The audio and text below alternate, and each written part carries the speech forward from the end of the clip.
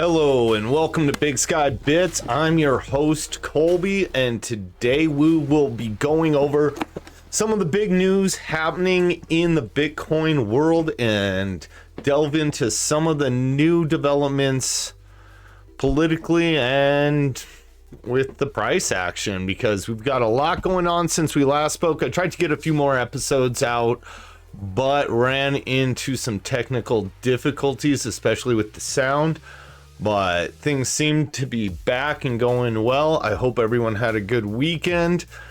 If you like the content, please like and subscribe. Head on over to the website, check out some of the newest episodes, content, and head over to either YouTube or Rumble, where you can see some of previous videos. Please give a comment. And with that, we will quickly move on into the price action. Looking over at the price today, I had tried to do a video the last 2 days and had some issues with the sound. And since then, we can see we have had quite a bit of a price dump, about right under $10,000 worth. So about 10% dump, maybe a little less. Right here, it's only saying 5.7 in the last few days, but we were at right under 100. So let's move back out to a month, and we can see in a month we've easily gone down almost 20k, 17k. So with that, the price has taken definitely some downward momentum. Zooming out, we can even see that we broke most of the trend lines with this, prompting a few people to say it kind of needs to hold right around this level, or the possibility of the low 70s comes in. Either way, I'm not worried. What it kind of brings to the forefront for me is what's going on with the altcoin market. And I mean, I guess they got some of it back. Bitcoin dominance, according to CoinGecko, was into the high 58%. Other sites well into the 60s. But you're seeing a lot of these other Bitcoin alts dropping more. 7%, 11%, 14%, 8%. And this is to be expected as Bitcoin falls. I think we'll see a shaking out of the market. I don't know if this is for institutional investors to get more involved, or if markets were just highly leveraged, too many people looking long. Markets often inflict the most pain, so don't be surprised if you're caught on the bad side of things. You kind of have to get into things that you have a deeper conviction for. And that's why I'm not really a day trader, and I don't propose that you become one. Rather, look into products like Bitcoin or different stocks and see what utility do they provide for the world. I mean, I got into Bitcoin because of its use cases. We've gone through that in other videos, but I think that's sound advice when looking at any type of investment. What is the purpose of this? What is its actual utility? What does it provide for humanity? When we look at real estate or rentals, I'm providing a home for people. It's in high demand. When I looked at Tesla stock, you could see this is a stock that is gaining a lot of mainstream attention. It's being treated more as a tech stock than even automobile stock. They were being innovative. Sure, they're plagued with problems and highly overevaluated, and that's why I sold a long time ago. Missed out on some fabulous gains because I looked too fundamentally at it, but still wrote it up well. Regardless, it's a fine balance between fundamentals and hype. And during any market cycle, we will see hype kind of become the dominating driving factor in a lot of these products.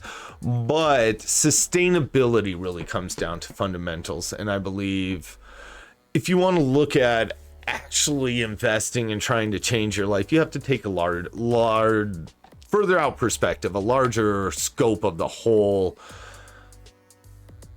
macro system. You have to look out and see what are trends that are going further into the future, rather than how am I going to make money today? Now, on some of the speculative plays, yeah, day-to-day buzz, day-to-day words, what's happening with CEOs, what's happening with governments, these all can play drastic things in day-to-day operations, but have less to do in the overall trend. So both factors are important, but I would really look at the volatility of some of these projects and their use case and make up your own decision on what you think. But getting into the news, Bitcoin has undergone quite a bit of news in the last couple days. Argentina leading a lot of that news with President Milei endorsing Libra coin. Hold on one sec. Endorsing Libra coin, which was essentially a meme coin. And even though the president says he had little to do with the project, his endorsement alone got billions of dollars invested, and immediately it was rug pulled. And this goes again to the bigger picture that most of these projects have no actual utility and aren't trying to actually provide anything useful to the world. They're a chance for people to gamble and a chance for people to try to steal your money. In reality, most of them are Ponzi schemes. Most of them have no good intention. I watched the interview with one of the developers on CoffeeZilla, and the guy admits that it's all just a casino. Products built for people to gamble on, and 90% of the time the insiders are the only ones profiting, other than the exchanges who make money as you buy and sell these products. So it's really a lose-lose, and influencers that peddle a lot of these products are getting paid on the back end by either the exchanges or the developers of the product. So just be very cautious getting into any of these projects. Make sure to look at market cap. Make sure to look at the developers and what they're even trying to do. And in reality, unless it's gambling money, just stay away from most of the garbage. As we've seen this last week, one of the biggest stories was Bybit getting hacked.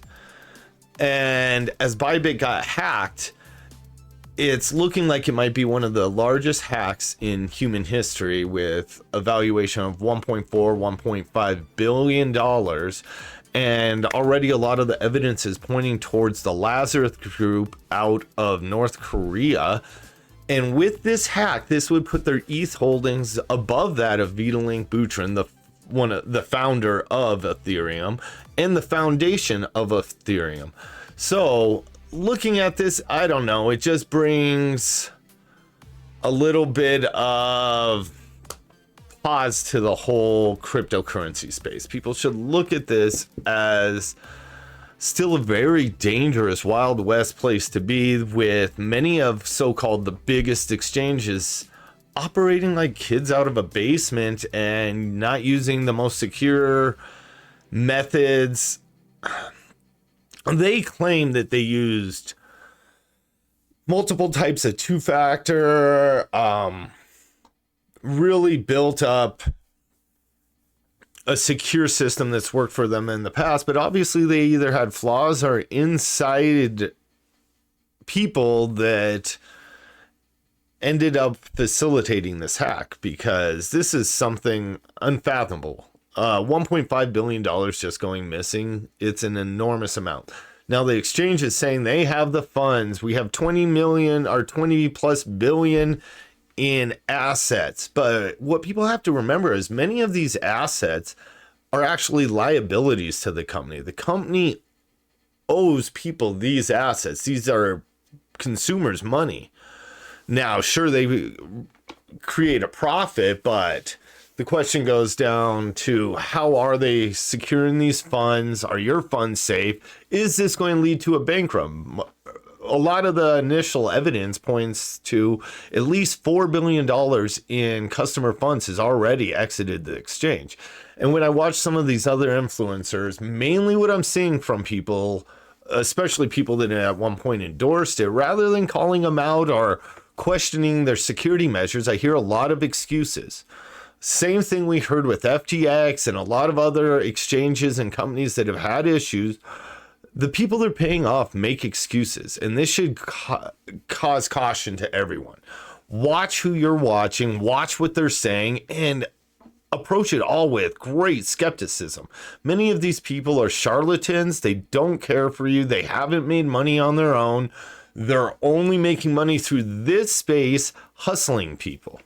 Now, there are people who got into Bitcoin already successful. At some of these conventions, I've met great doctors. I've met people who have relied on Bitcoin because of some of the inadequacies in our current financial system. Now, people that have used actual Bitcoin seem to understand the difference between the speculative nature and the use case and what the world can accomplish with Bitcoin. So just be wary and look into who you're examining. Now, when we do look back at price, I forgot to mention that around 88 was my big resistance level if we fell to 88. Now, if we crash below this, it does look like low 70s is the area. I just would want everyone to proceed cautiously. I still think Bitcoin is the most amazing asset that you have the option to get involved in. And I can't see a world that doesn't prosper from the adoption of Bitcoin. Getting rid of some of these central authorities and getting rid of our reliance on third parties to govern how capitalism is supposed to play out. We're just asking for problems. And we've seen these problems. We give people too much power. And with that power and especially the power to create money, it's just a recipe for disaster. And with that, I hope everyone has a great day. Please like the content. Please like the content, leave a like, subscribe. We're going to start doing these on a more regular basis. I know I keep saying that, but it's very hard to find time in my life. I'm in the middle of building my own house, finishing up a steam shower at the moment, and we've been doing that all ourselves. They're great projects. I should probably be showing some of that. But with that, I hope everyone's having a great day. Go out and enjoy the world. There's way more to it than just Bitcoin or this crypto space. But again, look into what it can do for humanity rather than how are you going to get rich and turn it back into fiat, which is the major problem we're facing. And with that, I'll leave it to you. Have a great day. Enjoy some music. And someone please take some of these funds. I've been trying to do this giveaway for a while now, to little to no avail. So with that, I'll bid you adieu.